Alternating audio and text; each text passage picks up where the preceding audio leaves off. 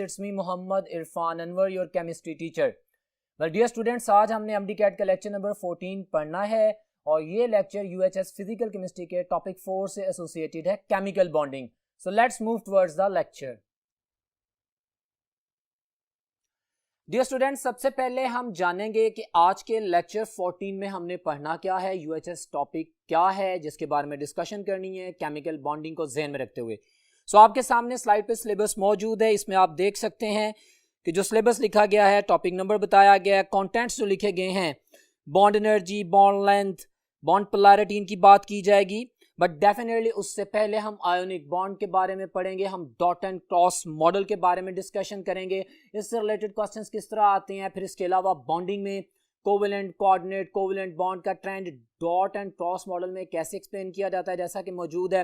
फिर इसी तरह हम लोग वेस्पर थ्योरी की बात करेंगे, वैलेंस बॉन्ड थ्योरी की बात करेंगे और कुछ तस्करा एमओटी का भी करेंगे फॉर द अंडरस्टैंडिंग, क्योंकि सिर्फ एक वर्ड बॉन्डिंग में ये तमाम चीज़ें आती हैं. फिर उसके बाद हम bond distance, bond length, bond energy etcetera, ये जो तमाम चीज़ें इनको पढ़ेंगे. सो लेक्चर का आगाज़ करते हैं my dear students. White board पे देखें. सबसे पहले मैंने आपका जो MDCAT का लेक्चर नंबर 14 है उसमें केमिकल बॉन्डिंग में आयोनिक बॉन्ड का तस्करा किया है, क्योंकि ये हमारे पास UHS सिलेबस की हायरार्की में पहले आता है. What do you mean bye ionic bond? एक ऐसा बॉन्ड जो दो आयंस के दरमियान में हो. हम जानते हैं हमारे पास metals, they lose their electron, they become cations, and non metals gain electron, they become anion. वो बॉन्ड जो कि ट्रांसफर ऑफ इलेक्ट्रॉन से बनता है, that is called as ionic bond. और इसका एक दूसरा नाम है इलेक्ट्रोवैलेंट बॉन्ड, क्योंकि इलेक्ट्रोस्टैटिक फोर्स ऑफ अट्रैक्शन से ये बॉन्ड बनता है. सिंपल डेफिनेशंस हैं, we are going to revise, और उसके बाद MCQs की प्रैक्टिस भी है. सो ये मैं रिवाइज करवा रहा हूं. हम इलेक्ट्रॉन एक्टिविटी डिफरेंस के सिनेरियो में देखते हैं. ये जो मैंने लाइंस लिखी हैं, these are the worth important MCQs and very simple information जिसकी बेस पे MCQs बनते हैं MDCAT के. आप देखें, इलेक्ट्रॉन एक्टिविटी डिफरेंस अगर दो एटम्स के दरमियान 1.7 से ज्यादा है तो that bond is called as ionic bond. Clear है? ये पॉइंट अहम है. और आप लोग जानते हैं कि अगर 0.5 और 1.7 के दरमियान में कोई बॉन्ड होता है तो उसको हम पोलर कोवेलेंट बॉन्ड कहते हैं. और अगर इलेक्ट्रॉन एक्टिविटी डिफरेंस 0 हो, जैसा कि होमोन्यूक्लियर डायटोमिक मॉलिक्यूल्स में होता है, और 0.4 तक हो जैसा कि हाइड्रोकार्बन्स में होता है, तो उसको हम नॉन पोलर कोवेलेंट बॉन्ड बोलते हैं. लेकिन अभी हम आयोनिक बॉन्ड की बात कर रहे हैं. ये पॉइंट याद रखिएगा, ये नॉन डायरेक्शनल बॉन्ड है. बहुत इंपॉर्टेंट MCQ, ये बहुत इंपॉर्टेंट MCQ MDCAT का बनता है. पता है क्यों? क्योंकि इससे रिलेटेड एक प्रॉपर्टी आइसोमेरिज्म की जस्टिफिकेशन दी जाती है कि ionic bond do not show isomerism because isomerism is a directional property and ionic bond is a non-directional bond. That's why ionic compounds do not show the property of isomerism. Clear हो गया? अभी मैं इनके compounds की भी बात करूंगा, but the main points ये मैंने इसको बता दिया. bond between the atoms of low ionization energy. हम जानते हैं मेटल्स इजीली इलेक्ट्रॉन लूज करती हैं, उनकी आयनाइजेशन एनर्जी लो होती है. प्रोडक्ट टेबल में लेफ्ट साइड पे पाई जाती हैं. जिसकी आयनाइजेशन एनर्जी लो हो वो जल्दी केटाइन बन जाएगा. एंड डेफिनेटली जब राइट साइड पे जाते हैं तो non metals has the tendency to gain the electron. Clear है? जब वो इलेक्ट्रॉन गेन करती हैं, एनर्जी रिलीज करती है, उनका ऑक्टेट फिल अप होता है, हाई इलेक्ट्रॉन अफिनिटी होती है. We know the amount of energy released or absorbed when one electron is added into the valence shell of an atom in the gaseous state, that is called as electron affinity. So ये भी एक MCQs की form में पूछा जा सकता है. This is MDCAT class. We must focus on all these points. हमारे पास आयनिक बॉन्ड केटाइन एनाइन के दरमियान बनता है, इलेक्ट्रॉन ट्रांसफर से बनता है, उन दो यूनिट्स के दरमियान, उन दो एटम्स के दरमियान बनता है जिसमें एक की आयनाइजेशन एनर्जी लो होती है और दूसरे की इलेक्ट्रॉन अफिनिटी हाई होती है. ये भी पॉइंट याद रखना है. फिर ये तमाम, उसका इलेक्ट्रोवैलेंट बॉन्ड का नाम भी लिख दिया. इसके अलावा एक और नाम है kernel bond, KERNEL, kernel bond. वो भी आयनिक बॉन्ड को कहते हैं, but that is not regarding with your MDCAT syllabus, that's why I am saying. अब मैं कुछ पॉइंट्स की बात करता हूं. Properties of the ionic compounds हम बड़ी डिटेल में पढ़ चुके हैं पहले भी, सॉलिड्स में भी, but once again I am revising all the data क्योंकि इससे रिलेटेड क्वेश्चंस आने हैं हमारे इस यूनिट में. सो हमारे पास ये जितने भी आयनिक कंपाउंड्स हैं उनमें स्ट्रॉन्ग बॉन्ड पाया जाता है. यू नो ना, ionic bond is a strong bond. So that's why हमारे पास ये सॉलिड स्टेट्स में पाए जाते हैं. जारी बात है, ये आयनिक मटेरियल है तो आयंस बनते हैं, आयोनाइज होते हैं. पोलर सॉल्वेंट्स में आयनिक कंपाउंड सॉल्युबल होते हैं, नॉन पोलर में सॉल्युबल नहीं होते. Very simple, you know that. फिर उसके बाद हम बात करते हैं, डेफिनेटली हमारे पास आयनिक बॉन्ड टूट के आयोनाइज हो जाता है. पानी में डिसॉल्व करें, पोलर सॉल्वेंट में जल्दी आयोनाइज हो जाता है, और जैसे ही आयंस बनते हैं इनकी रिएक्टिविटी हो जाती है. सो इनकी रिएक्टिविटी फास्ट होती है. Ionic compounds are more reactive than covalent compounds. Clear है? जितना ज्यादा इलेक्ट्रॉन एक्टिविटी डिफरेंस होगा उतनी जल्दी हाइड्रोलाइज होंगे, उतना ज्यादा रिएक्शन होगा। सो ये भी पॉइंट्स हैं। Of course they have high melting and boiling point. Very important MCQ for MDCAT I am sharing. आप जानते हैं strongest bond is ionic bond और कोवेलेंट बॉन्ड तो आयोनिक बॉन्ड से वीकर होता है। अब मैं इस इंफॉर्मेशन जो कि दोनों सही इंफॉर्मेशन है शेयर करने के बाद कि आयोनिक बॉन्ड स्ट्रॉन्गर है, कोवेलेंट बॉन्ड आयोनिक बॉन्ड से वीकर है, एक बॉन्ड की बात की। अब मैं इससे वेरी इंपॉर्टेंट एमसीक्यू शेयर करने जा रहा हूं। मेरे पास जो आयोनिक कंपाउंड्स हैं उनका melting and boiling point high होता है, ठीक है, इंफॉर्मेशन एमडीकैट मैंने लिखा भी है। बट जो कोवेलेंट कंपाउंड है जिनमें कोवेलेंटली बॉन्डेड नेटवर्क पाया जाता है, like diamond, like silica, you better know, तो ये भी एमडीकैट का एमसीक्यू है कि कोवेलेंट कंपाउंड्स का melting and boiling point very high होता है, even higher than the ionic bonds, क्योंकि यहां पे बेशक स्ट्रॉन्ग बॉन्ड है लेकिन जब कोवेलेंटली बॉन्डेड नेटवर्क बनता है तो उसका मेल्टिंग एंड बॉइलिंग पॉइंट ज्यादा होता है, उसको तोड़ने के लिए ज्यादा एनर्जी चाहिए होती है। क्लियर है? सो ये पॉइंट ध्यान में रखिएगा, मैं सारे रिलेटेड डाटा आपसे शेयर कर रहा हूं। हमारे पास आयनिक कंपाउंड्स आयंस हैं, लेकिन जब ये सॉलिड फॉर्म में होते हैं, क्रिस्टलाइन फॉर्म में होते हैं, तो ऑफ कोर्स आयंस तो मूव नहीं कर रहे, they are localized, so they are non conductor, but they are conductors if in the molten form, यानी आयनाइज हो जाए, क्रिस्टल लैटिस खत्म हो जाए, या सॉल्यूशन फॉर्म में। जब ये आयंस की फॉर्म में होंगे तब ये कंडक्टिविटी करेंगे, अदरवाइज ये कंडक्टर नहीं करेंगे। ये मैं प्रॉपर्टीज इसलिए बोल रहा हूं और मैं कोरिलेट करके बोल रहा हूं कि ये तमाम इंफॉर्मेशंस को वो एमडीकैट के एमसीक्यूज में प्रैक्टिस करता है। मैं अभी आपसे एमसीक्यूज की प्रैक्टिस भी करवाऊंगा। सो ये डाटा आपके सामने शेयर किया गया। एक सिंपल मैंने मेथड शो किया कि कैसे एक आयनिक बॉन्ड बनता है। एक केटाइन है गैसियस फॉर्म में, एक एनाइन है गैसियस फॉर्म में, ये दोनों मिलकर सॉलिड क्रिस्टल लैटिस बनाते हैं। And another important point, the amount of energy released when a crystal lattice is formed from its gaseous sign, that is called as lattice energy, enthalpy change, जो कि हमारा next topic होगा उसमें भी इसकी बात की जाएगी। सो वो मैंने आपके सामने लिख दी है। सोडियम क्लोराइड की लैटिस एनर्जी -787 किलोजूल्स पर मोल है, ये आप याद रखेंगे। अब मैं कुछ एमसीक्यूज की प्रैक्टिस करवाऊंगा आप लोगों को जो कि आयनिक बॉन्ड के हवाले से हैं और इंपॉर्टेंट है। फिर उसके बाद हम डॉट एंड क्रॉस मॉडल पे जाएंगे, because in MDCAT we have to work on the important MCQs. आप स्लाइड देखें, आपके सामने है जी। तो डियर स्टूडेंट, स्लाइड्स में आपके सामने एक क्वेश्चन है। क्वेश्चन की स्टेटमेंट है, which of the following group of the elements form ionic bond with each other. अभी मैंने बोला पीरियोडिक टेबल में ट्रेंड के लेफ्ट साइड पे मेटल्स हैं, राइट साइड पे नॉन मेटल्स हैं। मैक्सिमम इलेक्ट्रॉन एक्टिविटी डिफरेंस होगा 1.7 से ज्यादा होगा तो आयनिक बॉन्ड बनेगा। इस कॉन्सेप्ट को ध्यान में रखें। उसने बड़ा खूबसूरत सवाल किया है, ये वेरी वेरी इंपॉर्टेंट एमसीक्यू, ये एमडीकैट के पास्ट पेपर में आया हुआ है जिसलिए आपको प्रेजेंट किया गया। वो क्वेश्चन कर रहा है, डिफरेंट ग्रुप्स बता रहा है और कहता है बताओ भाई कौन सा इनमें आयनिक बॉन्ड बनाएगा, मैक्सिमम पॉसिबिलिटी। सो अगर हम जनरल ट्रेंड को देखें जो मैंने डिस्कस किया, अल्फा ऑप्शन में कहता है 1A 2A, ये कौन सी हैं? 1A alkali metals, 2A alkaline earth metals, and 6 and 7A chalcogens and halogens। Group 1A 7A 2A 6A electron activity difference काफी ज्यादा है। सो यही ऑप्शन मेरा आंसर है। अगर मैं बाकियों को देखता हूं तो उनमें इलेक्ट्रॉन एक्टिविटी डिफरेंस बहुत कम है, ये एक्सट्रीम्स पे पाई जाती हैं। So my dear students, alpha option is my answer which is very much clear in front of you.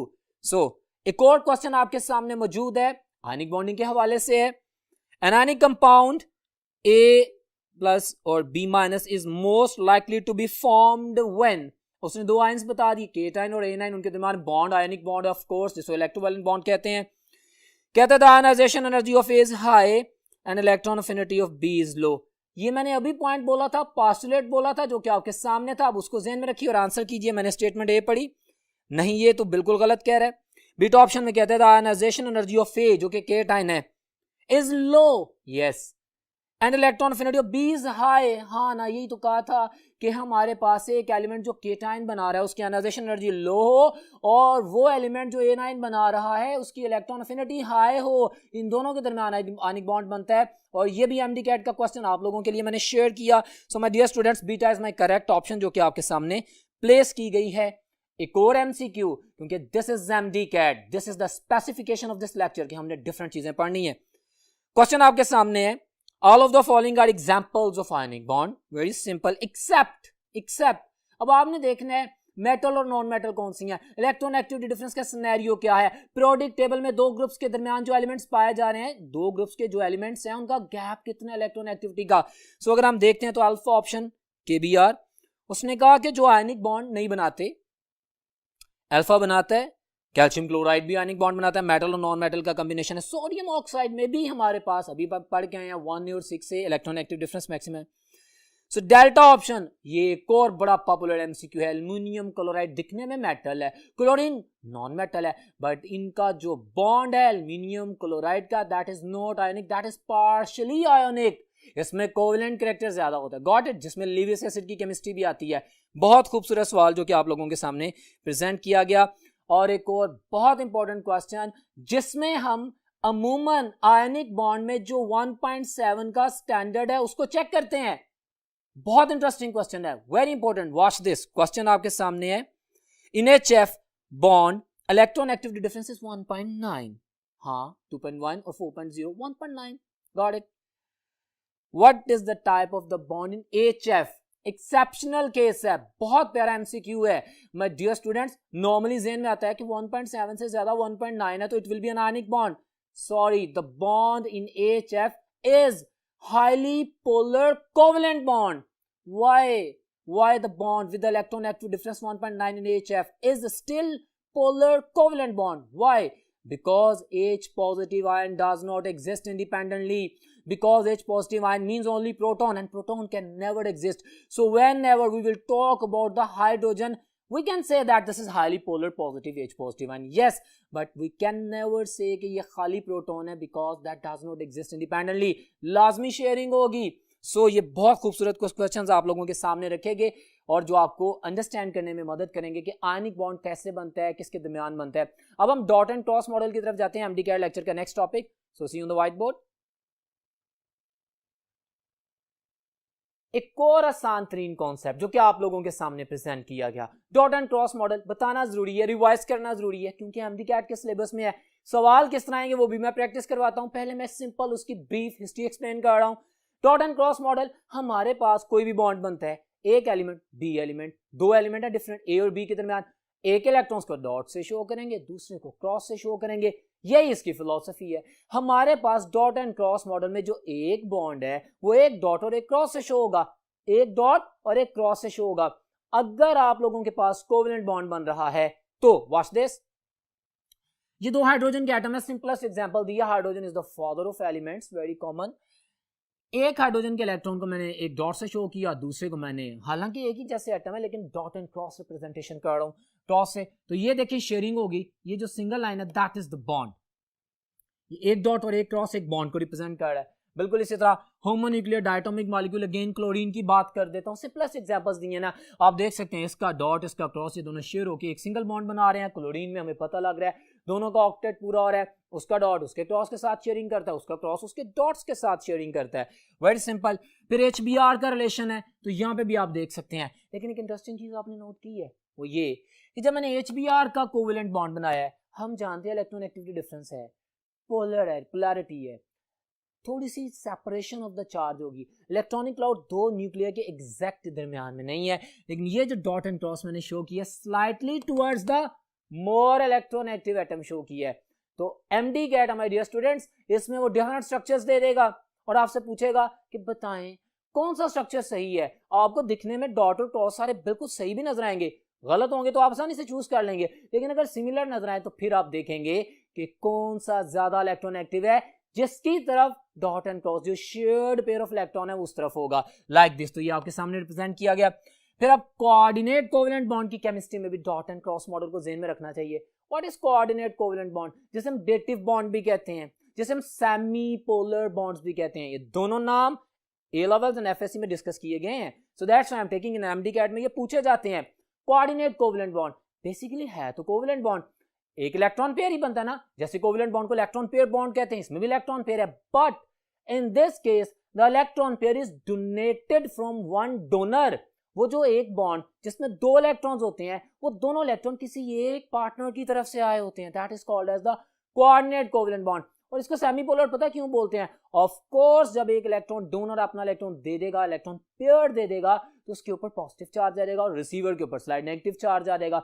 Ions नहीं बनेंगे लेकिन पोलैरिटी आ जाएगी। एग्जांपल आपके सामने है, वॉच दिस। मैंने अमोनिया का पहले डॉट एंड क्रॉस कंप्लीट लिखा, एग्जैक्टली यहाँ पे ज्योमेट्री की एक्सप्लेनेशन नहीं होती। डॉट एंड क्रॉस मॉडल में ज्योमेट्री की एक्सप्लेनेशन नहीं होती, सिंपल रिप्रेजेंटेशन है। ये BF3 है। अब ये लीविस एसिड है, it has the tendency to accept the lone pair. Ammonia Lewis base है, ये भी दो एमडी कैट के क्वेश्चंस हैं, because it has the tendency to donate an electron pair. अब नाइट्रोजन एक इलेक्ट्रॉन पेयर डोनेट कर रहा है जी, तो कोऑर्डिनेट कोवेलेंट बॉन्ड बनेगा।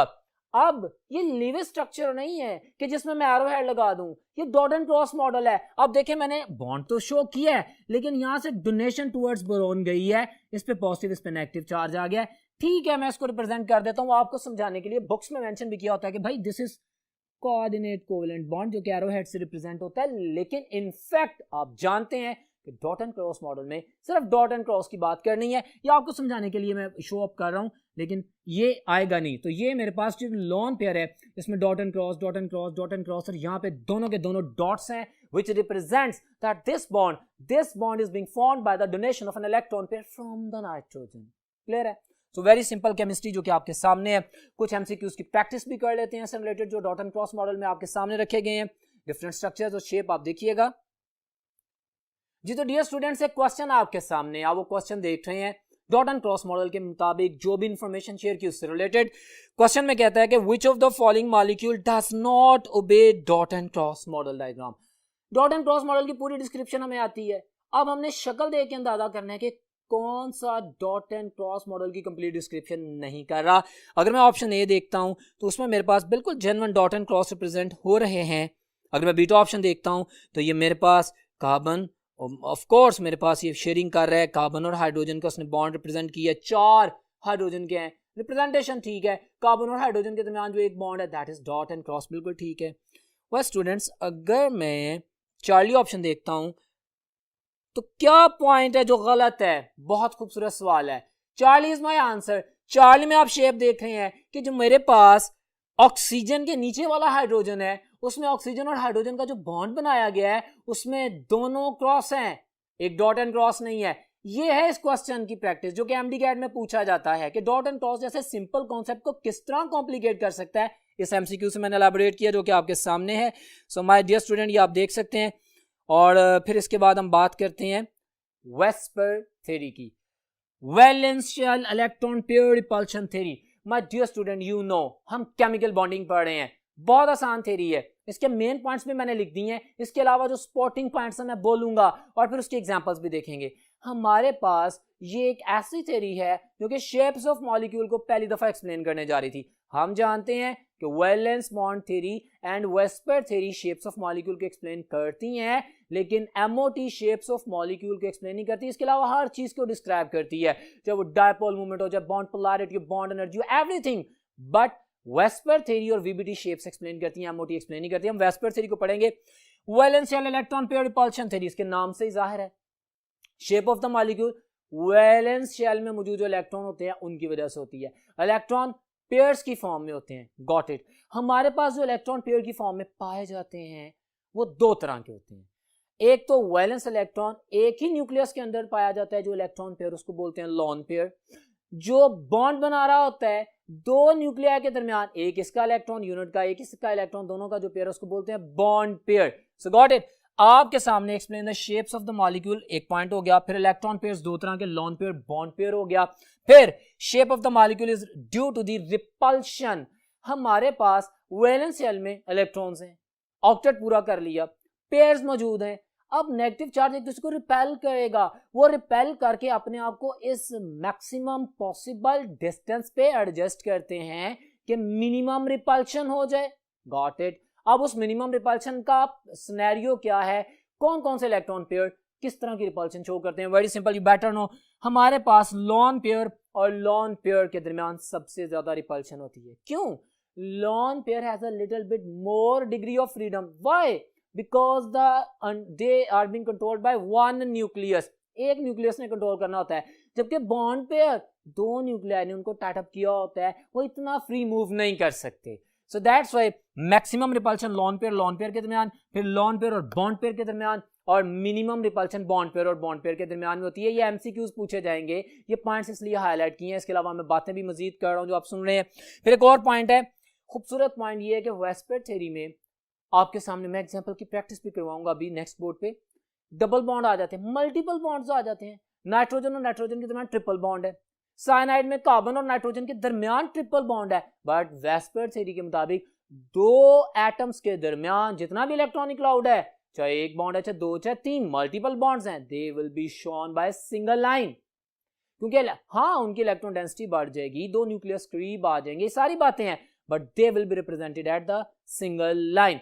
एक और बात आप एमडी कैट के एमसीक्यूज में पढ़ेंगे, और मैंने इंशाल्लाह उसको मजीद अगर टेस्ट हुआ तो उसमें डिस्कस भी करूंगा आप लोगों के साथ, अभी एग्जांपल्स भी शेयर करता हूं। बट डियर स्टूडेंट्स, वो वेस्पर थ्योरी के मुताबिक जब इलेक्ट्रॉन पेयर की बात करेगा ना दो एटम्स के दरमियान, तो भले दो बॉन्ड बन रहे हो, भले तीन बॉन्ड बन रहे हो, वो कॉमनली जो वर्ड यूज करता है according to the VSEPR theory, वो कहता है एक इलेक्ट्रॉन पेयर। इलेक्ट्रॉन पेयर की बात करता है ना, जो एक रिप्रेजेंटेशन, क्योंकि शेप में उसने सिंगल लाइन से रिप्रेजेंट करना है, इसकी एग्जांपल आएंगे, अभी आपको मैं एक्सप्लेन करूंगा। फिर उसके बाद एक और पॉइंट है lone pair effect the shape. अच्छा सवाल है, वेस्पर थ्योरी में जो शेप्स रिप्रेजेंट की जाती है, मेरा पॉइंट सुनिएगा माय डियर स्टूडेंट्स, एक होती है ज्योमेट्री, एक्सपेक्टेड ज्योमेट्री। जो ज्योमेट्री होती है ना, उसमें lone pairs plus bond pair दोनों की इन्वॉल्वमेंट को कंसीडर किया जाता है। एक होती है शेप, शेप में सिर्फ बॉन्डेड एटम्स को देखा जाता है। मैं एग्जांपल से जस्टिफाई करूंगा, आपके पास जब वेस्पर थ्योरी शेप एक्सप्लेन कर रही होती है तो उसमें आप सिर्फ बॉन्ड पेयर्स को कंसीडर करते हैं, लेकिन ये याद रखें कि लोन पेयर जो वैलेंस शेल में मौजूद है, भले वो शेप में रिप्रेजेंट नहीं किया जा रहा, but that is going to affect the bond angles and the shape of the molecule. तो ये कुछ मेन पोस्टुलेट्स पढ़ लिए। अब वेस्पर थ्योरी की कुछ एग्जांपल्स की तरफ जाते हैं नेक्स्ट बोर्ड पे। जी तो डियर स्टूडेंट्स, वेस्पर थ्योरी के जो पोस्टुलेट्स हमने देखे हैं, जिनको डिस्कस किया, अब उनके मुताबिक हमारे पास जो बुक में टेबल बना हुआ है उसकी बात करते हैं।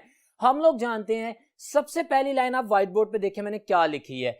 मैंने स्टेटमेंट लिखी है, there must be at least two bond pairs, shape of the molecule. VSEPR theory में एक्सप्लेन ही तब होगी जब कम से कम दो बॉन्ड पेयर्स होंगे, एक बॉन्ड पेयर के साथ कोई शेप रिप्रेजेंटेशन नहीं होती। तो ये पॉइंट एमडी कैट के एमसीक्यूज में पूछा गया है, जिसकी मैं एग्जांपल भी दूंगा आपको, ठीक है, जैसे कि स्लाइड शो करता हूं। तो ये पॉइंट आपने ध्यान में रखना है। अब बाकी केसेस हम देखते हैं। मैंने AB2 टाइप लिखा, AB2 टाइप मीन इसमें सारे के सारे दोनों के दोनों दो बॉन्ड पेयर्स ही हैं, AB2 टाइप। अब ये मैंने कहा कि दो के दो बॉन्ड पेयर्स हैं, ऑफ कोर्स देखने मिसाल दी है BeCl2 एंड HgCl2।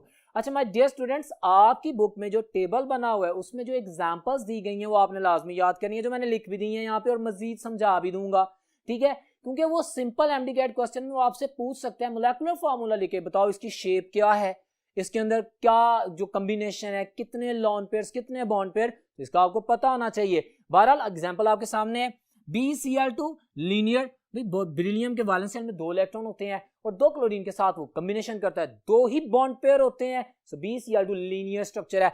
बिल्कुल इस तरह HgCl2 भी एक लीनियर स्ट्रक्चर है। जब लीनियर स्ट्रक्चर होगा तो बॉन्ड एंगल 180 डिग्री होगा। यहाँ पे एक बात याद रखें, मैंने किसी हिब्रिडाइजेशन की अभी बात नहीं की, क्योंकि वेस्पर थ्योरी में अभी हिब्रिडाइजेशन का सिनेरियो नहीं है, वो VBT में आएगा। दूसरा, मैंने ज्योमेट्री एंड शेप के ऊपर एम्फसाइज नहीं, मैं सिर्फ शेप की बात कर रहा हूं, गॉट इट, सो ये आपने ज़हन में रखना है। अब आगे चलते हैं AB3। अब AB3 में दो तरह के केस आ सकते हैं, very simple scenario in front of you.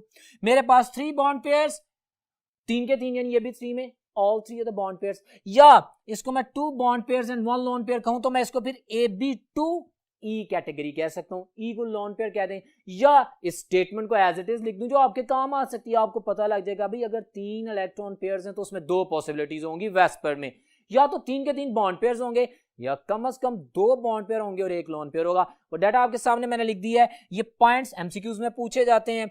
हमारे पास अगर 3 बॉन्ड पेयर्स हैं तो ट्रायगोनल प्लेनर ज्योमेट्री है, एक प्रॉपर ट्रायगोन बन रही है और 120 डिग्री बॉन्ड एंगल होगा, AlCl3 BF3 BH3, ये एग्जांपल्स। NH3 नहीं, NH3 में एक लोन पेयर का सिनेरियो डिफरेंट है, उसकी एग्जांपल और है। तो ये मैंने जो आपकी बुक के मुताबिक डाटा वो लिखा है कि आपके पास इस केस में 3 के 3 बॉन्ड पेयर्स हैं और कोई लोन पेयर नहीं है, ठीक है। फिर 3 इलेक्ट्रॉन पेयर्स की बात है ना, उन 3 इलेक्ट्रॉन पेयर में 2 बॉन्ड पेयर आ गए और 1 लोन पेयर आ गया, very simple, watch this, bent angular होगा। क्यों बेंट एंगुलर क्यों होगा? क्योंकि सर लोन पेयर है, लोन पेयर को हमने वेस्पर के मुताबिक शेप में डिस्कस नहीं करना, शेप में बॉन्डेड एटम ही आएगा। क्लियर हो गया ये पॉइंट जो मैंने वादे किया था। एग्जांपल्स मैंने दे दी हैं SnCl2 की, SO2, और यहाँ पे देखें कॉमनली अगर आप देखते हैं आपको पता है कि अगर हम एडवांस केमिस्ट्री में पढ़ते हैं तो हमारे पास SO2 का स्ट्रक्चर कुछ ऐसा होता है, ऑक्सीजन के साथ तो डबल बॉन्ड बन रहा होता है लाइक दिस। तो इसको मैं एक सिंगल लाइन से क्यों शो कर रहा हूं? Because according to the VSEPR theory मैंने पोस्टुलेट बोला था कि दो एटम्स के दरमियान जितने भी बॉन्ड बने they will be shown by a single line according to the VSEPR theory while describing the shape. Clear हो गया? तो ये पॉइंट भी आपने ज़हन में रखना है। बहरहाल मेरे पास ये एक लोन पेयर है, एक लोन पेयर है। अब जब मेरे पास 3 बॉन्ड पेयर थे तो परफेक्ट ट्रायंगल थी, 120 डिग्री एंगल था। यहां पे पॉइंट मैंने लिखा less than 120। Sir less than 120 क्यों लिखा? हाँ ना चले जी, 3 इलेक्ट्रॉन पेयर्स तो हैं, 2 बॉन्ड पेयर हैं, एक लोन पेयर है, पोजीशन में तो 120 एंगल आना चाहिए। मैंने अभी बताया था पोस्टुलेट्स में कि लोन पेयर की फ्रीडम ऑफ मूवमेंट ज्यादा होती है, वो ज्यादा रिपल्शन शो करेगा। इस वजह से ये जो लोन पेयर रिपल्शन शो करेगा तो ये दोनों तरफ से इनके एंगल को शॉर्टन कर देगा, इनको सप्रेस करेगा। इनके दरमियान तो बॉन्ड पेयर्स के दरमियान मिनिमम रिपल्शन है, ये करीब आ जाएंगे, अफोर्ड हो जाएगा, एडजस्ट कर लेंगे क्योंकि इनकी रिपल्शन इतनी ज्यादा नहीं है। लेकिन लॉन पेयर की रिपल्शन ज्यादा होने की वजह से इनके ऊपर स्ट्रेस आएगा, ये बॉन्ड शॉर्टर देन 120 हो जाएगा। ये जो मैंने आपके सामने लिखा है ये कॉन्सेप्ट है, बड़ी सिंपल केमिस्ट्री है। लेकिन एमडी कैट के क्वेश्चन में जब क्वेश्चन सामने आता है student can be confuse. I am putting all my energy all these concepts ताकि आप समझ सकें, उनसे निश्चिंत कर लें, so that you become confident about. ठीक है, अब AB4 टाइप की बात करते हैं। उसने लिखा है, अब मैंने वही कैटेगरी, अगर मेरे पास AB4 4 इलेक्ट्रॉन पेयर्स हैं और 4 के 4 बॉन्ड पेयर्स हैं, सिंपल, अगर 4 के 4 बॉन्ड पेयर्स हैं तो टेट्राहेड्रॉन बनेगी, 109.5 एंगल होगा, 3 डायमेंशनल स्ट्रक्चर होगा। अभी जो मैंने पहली कैटेगरीज एक्सप्लेन की हैं, ये जितनी भी मैंने मतलब आपके सामने AB2 या AB3, तो they were 2 dimensional, they were planar structure. लेकिन जब हमारे पास टेट्राहेड्रॉन आ जाती है तो this is 3 dimensional structure, 109.5 angle आ जाता है। एग्जांपल्स आपके सामने है, simple, CH4 you know, SiH4, CCl4 और NH4 प्लस। खूबसूरत कॉन्सेप्ट। हमारे पास 4 बॉन्ड पेयर होने चाहिए। सर NH3 अमोनिया, हाँ उसमें 3 हाइड्रोजन थे, 3 बॉन्ड पेयर थे, एक लोन पेयर था, वो पिरामिडल था जिसको भी पढ़ेंगे। लेकिन जब उसने एक इलेक्ट्रॉन पेयर डोनेट कर दिया, जब उसने एक इलेक्ट्रॉन पेयर डोनेट कर दिया हाइड्रोजन को, बेशक कोऑर्डिनेट कोवेलेंट बॉन्ड बनाया है, लेकिन my dear student you better know bond तो है ना, और एक जैसे एटम्स ही हैं। याद रखिएगा 2 पॉइंट्स, हमारे पास परफेक्ट ज्योमेट्री हमेशा तब डिस्टर्ब होती है, मैं वैलेंस बॉन्ड थ्योरी में भी एक्सप्लेन करूंगा, तब डिस्टर्ब होती है जब हमारे पास कोई लॉन पेयर आ जाए या हमारे पास एक हेट्रो एटम आ जाए सेंट्रल एटम के इर्द गिर्द। इन दोनों में से कोई भी केस हो जाए तो परफेक्ट ज्योमेट्री नहीं रहती। क्योंकि हमने VBT में इसकी डिटेल पढ़नी है तो उसकी बात बाद में करूंगा। लेकिन यहाँ पे मैंने जो एग्जांपल दी है AB4 टाइप में, मैंने चारों बॉन्ड पेयर बताया है। तो चाहे कोऑर्डिनेट कोवेलेंट बॉन्ड हो, चाहे कोवेलेंट बॉन्ड हो, ये आपके सामने बिल्कुल क्लियर है। आपको बिल्कुल रिलैक्स होकर आंसर करना है कि चूंकि चारों एटम हाइड्रोजन के हैं, भले नाइट्रोजन एक को लोन पेयर दी है, टेट्राहेड्रल स्ट्रक्चर है। Got it? बिल्कुल इसी तरह हमारे पास है 3 bond pairs and 1 lone pair, 3 bond pairs 1 lone pair. AB4 type है ना, मसलन जैसे मैंने अभी नाम लिया था PH3 ग्रुप 5A के एलिमेंट नाइट्रोजन NH3 और H3O पॉजिटिव, ये भी बिल्कुल इसी सिनेरियो में आएगा। कैसे, मैं एक्सप्लेन करता हूँ। सर ये तो समझ में आता है कि इसका लोन पेयर है, इसका लोन पेयर और 3 हाइड्रोजन एटम अटैच है, पिरामिडल शेप बनती है। ये शेप्स MCQs में पूछी जाती हैं, that's why I am telling you, it's worth important. Got it? लेकिन H3O की शेप क्या है? H3O positive. आपके सेम में कॉन्सेप्ट है कि H2O बेंटेंगुलर होता है, उसमें 2 लोन पेयर होते हैं। सेम केमिस्ट्री जो मैंने एक्सप्लेन की NH3 के बारे में, जब वो NH4 बनता है, बिल्कुल इसी तरह H2O जब उसमें ऑक्सीजन अपना लोन पेयर डोनेट करती है H पॉजिटिव आयन को by the dilution of an acid, तो हमारे पास अब 3 हाइड्रोजन एटम ऑक्सीजन से अटैच हो गए ना, इसकी शेप भी पिरामिडल हो जाएगी क्योंकि इसके पास अब एक लोन पेयर बच गया और 3 बॉन्ड पेयर्स हैं। वही ज्योमेट्री ऑब्टेन करेगा जो कि इसके पास मौजूद है बाकियों के केस में। एक और बहुत खूबसूरत कॉन्सेप्ट याद रखिए माय डियर स्टूडेंट्स, हमारे पास जैसे जैसे ज्यादा इलेक्ट्रोनेगेटिव एटम सेंट्रल एटम से अटैच होते हैं, NH3 जानते हैं उसका बॉन्ड एंगल क्या है? 107.5। NH3 बॉन्ड एंगल 107.5 के। NF3 सिनेरियो तो वही है, हाइड्रोजन की जगह फ्लोरीन आ गया, उसका बॉन्ड एंगल क्या है, वेरी इंपॉर्टेंट एमसीक्यू, 102 डिग्री। इसका बॉन्ड एंगल कम क्यों हो गया, इसका पिरामिडल जो ज्योमेट्री है उसका एंगल कम क्यों हो गया, क्यों शॉर्टन हो गया, जितना ज्यादा स्ट्रॉन्ग इलेक्ट्रोनेगेटिव एटम आता जाएगा उसका बॉन्ड स्ट्रेच नहीं होगा, उसका बॉन्ड क्लोजर होता जाएगा, इंटरन्यूक्लियर डिस्टेंस कम होता जाएगा, रिपल्शन कम होती जाएगी, जिसकी वजह से बॉन्ड एंगल शॉर्टन होता जाएगा। बहुत अहम पॉइंट मैंने बताया है, it's very important, it is little bit different from your ordinary book, और एमडी कैट में इस कॉन्सेप्ट को वो यूज करता है। जितना ज्यादा इलेक्ट्रोनेगेटिव एटम अटैच होता जाता है सेंट्रल एटम के गिर्द, बॉन्ड एंगल छोटा होता जाता है, ये याद रखिएगा। अब हम चलते हैं नेक्स्ट पे और देखते हैं कि कौन सी कैटेगरी जो है वो रिमेनिंग है Ab4 टाइप की। नेक्स्ट बोर्ड पे चलते हैं जी। तो डियर स्टूडेंट्स, अभी आपके सामने बोर्ड पे देखें, ये Ab4 टाइप है। अब इसमें 2 बॉन्ड पेयर्स हैं और 2 लोन पेयर्स हैं। वेस्पर थ्योरी लोन पेयर्स को तो शेप में कंसीडर नहीं करती, इसलिए शेप में बॉन्ड पेयर्स कंसीडर होंगे, तो ये बेंट और वी शेप स्ट्रक्चर आएगा। और इसका बॉन्ड एंगल आप देख रहे हैं, मैंने लिखा है कि लेस देन 109.5, मैंने 120 क्यों नहीं कहा भाई, बहरहाल लोन पेयर सही लेकिन इलेक्ट्रॉन पेयर तो हैं। हम जानते हैं कि जब इलेक्ट्रॉन पेयर्स 4 होंगे तो एक्सपेक्टेड ज्योमेट्री का जो एंगल है दैट इज 109.5, वो अलहदा बात है। हम जानते हैं कि लोन पेयर की फ्रीडम ऑफ मूवमेंट की वजह से रिपल्शन ज्यादा हो जाती है, उस रिपल्शन की वजह से एंगल शॉर्टन हो जाता है, जिसकी वजह से 104.5 होता है वाटर में, बट वो 109.5 से आया है, वो इसलिए शॉर्टन हुआ है क्योंकि इसमें 2 लोन पेयर्स मौजूद हैं। ये हमारे पास Ab2 टाइप एग्जांपल में H2 है, H2S है, और इसी तरह आप डिफरेंट एग्जांपल्स को कंसीडर कर सकते हैं। अब हम कुछ एग्जांपल्स की प्रैक्टिस करते हैं स्लाइड्स में, जो कि आपके सामने क्वेश्चंस आएंगे जी। तो डियर स्टूडेंट, एक स्लाइड आपके सामने है जिसमें वेस्पर थ्योरी से रिलेटेड डाटा जो मैंने शेयर किया, उससे रिलेटेड एमडी कैट के क्वेश्चन जो सिलेक्टेड क्वेश्चंस हैं, बहुत इंपॉर्टेंट क्वेश्चन है, मैंने शेयर किए। क्वेश्चन है, आप देख रहे हैं, according to the VSEPR the shape and the bond angle of a covalently bonded molecule depends on. अच्छा जी, ऑप्शन ए कहता है the number of the pair of the electrons around the each central atom of molecule. अच्छा, देख लिया। उसके बाद कहता है shape and the bond angle of a covalently, shape की बात कर रहा है, वो बॉन्ड पेयर की बात होगी, ध्यान से। उसके बाद कहता है whether these pairs are lone pair और बॉन्ड पेयर। ठीक है, हमें पता है, हम अभी आपके ऑप्शन को चूज करते हैं। वो कहते हैं lone pair occupy more space slightly closer to the nucleus of the central atom. नहीं भाई, ये बातें शेप के वाले से फैक्ट का पूछा उसने, अभी मैं बात करता हूं। सो डेल्टा ऑप्शन में कहता है both A and B. Well my dear students, अगर मैं इसके डिस्क्रिप्शन देखूं तो मेरे पास आंसर है डेल्टा। मैंने वेस्पर थ्योरी में ये तो 2 पोस्टुलेट एक्सप्लेन किए हैं, जो वो कह रहा है कि शेप में हमारे पास क्या होता है, electron around the central atom, चाहे वो लोन पेयर है चाहे बॉन्ड पेयर है, इफेक्ट तो करते हैं ना lone pairs. Got it? So इस तरह कहता है whether these pair are lone pair और बॉन्ड पेयर, शेप को इफेक्ट करते हैं, लोन पेयर इफेक्ट जरूर करता है, बेशक कंसीडर नहीं किया जाता, ये मैंने पोस्टुलेट लिखा भी था। सो ये रिवीजन होगी, खूबसूरत सवाल जिसमें आप लोगों को बताया गया कि अल्फा एंड बीटा दोनों ऑप्शन बिल्कुल ठीक हैं, करेक्ट हैं, आप अंडरस्टैंड कर सकते हैं, आपको इसकी एक्सप्लेनेशन भी दे देगी। नेक्स्ट क्वेश्चन है एमडी कैट का वेरी इंपॉर्टेंट क्वेश्चन, उसी तरह से टाइप किया गया, टेबल बना के आपके सामने प्रेजेंट किया गया, मैं क्वेश्चन बोलने लगा हूं, this is the revision of the whole data, ध्यान में रखिएगा।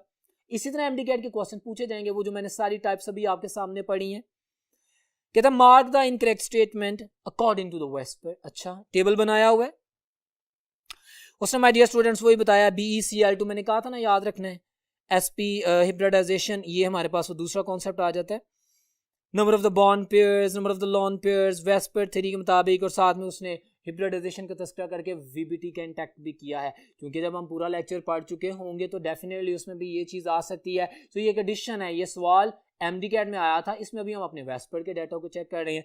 सो अल्फा ऑप्शन तो उसने जो बताई है माय डियर स्टूडेंट, वो तो ठीक है। बीटा ऑप्शन BF3 बता रहा है, sp2 हो गया, 3 बॉन्ड पेयर्स ही हैं, ठीक है, AX3 120 एंगल बिल्कुल ठीक है, शेप भी सही बता रहा है, ट्राइगोनल प्लेनर। चार्ली की बात करते हैं, इनकरेक्ट ढूंढनी है ना, SO2 sp2 बता रहा है, हिब्रिडाइजेशन ठीक है, ये मान लेते हैं। और कहते हैं number of bond pairs, SO2 मैंने अभी आपको डिस्क्रिप्शन में बताया, आप जानते हैं कि सल्फर और ऑक्सीजन के दरमियान डबल बॉन्ड है, और आपके ज़हन में है कि एक इलेक्ट्रॉन पेयर एक बॉन्ड बनाता है, लेकिन मैंने कहा था कि वेस्पर थ्योरी में my dear students double bond हो या ट्रिपल बॉन्ड हो, वेस्पर थ्योरी में उसको एक बॉन्ड पेयर के तौर पे कंसीडर किया जाएगा। सो ये जो उसने कहा ना कि SO2 में वो जो चार्ली में कह रहा है कि 3 बॉन्ड पेयर्स हैं, हम जानते हैं सल्फर के ऊपर एक लोन पेयर और 2 बॉन्ड पेयर्स हैं। सो ये ऑप्शन गलत हो गई है और बाकी डेल्टा ऑप्शन ठीक है बिल्कुल। ये जो ऑप्शन है ना चार्ली, ये गलत है और आप देखें इसकी करेक्ट फॉर्म भी आपके सामने डिस्प्ले की गई है। नाउ यू कैन अंडरस्टैंड कि कंफ्यूजन से कैसे बचना है। एमडी कैट में क्लैरिटी ऑफ द कॉन्सेप्ट बहुत जरूरी है, जिसके लिए मैंने इन वर्ड्स पे एनर्जी पुट की है। I hope you are getting my point. So that was about the questions. एक और क्वेश्चन है जी, according to the valence shell electron pair repulsion theory, the repulsive forces between the electron pairs of the central atom of molecule is in the order of, लिखवाया था ना, ये 2013 MDCAT का question है। वो सिर्फ सिंपल सी स्टेटमेंट कि मैक्सिमम रिपल्शन किस में होती है, लोन पेयर में, फिर लोन पेयर और बॉन्ड पेयर में, और सबसे कम बॉन्ड पेयर और बॉन्ड पेयर में होती है।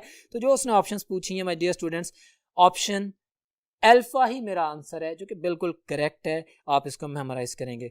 So well that was all about the VSEPR theory and with many examples of the MCQs. अब हम बात करते हैं वैलेंस बॉन्ड थ्योरी की। Valence bond theory advanced theory है, वो तमाम रूल। अच्छा, इसमें एडवांसमेंट क्या है, इसने पहली दफा वर्ड एटॉमिक ऑर्बिटल का कॉन्सेप्ट यूज किया, हाफ फिल्ड ऑर्बिटल्स, लेकिन इसने मोलेकुलर ऑर्बिटल का लफ्ज यूज नहीं किया, वो एमओटी ने किया था। अब वीबीडी में क्या होता है, वो कहता है बॉन्ड तभी बनता है कि जब आपके पास दो एलिमेंट्स जो मिल रहे हैं उनके पास हाफ फिल्ड एटॉमिक ऑर्बिटल्स हों। ये जो हाफ फिल्ड एटॉमिक ऑर्बिटल्स है जिनमें एक एक इलेक्ट्रॉन है, they combine together to form a bond.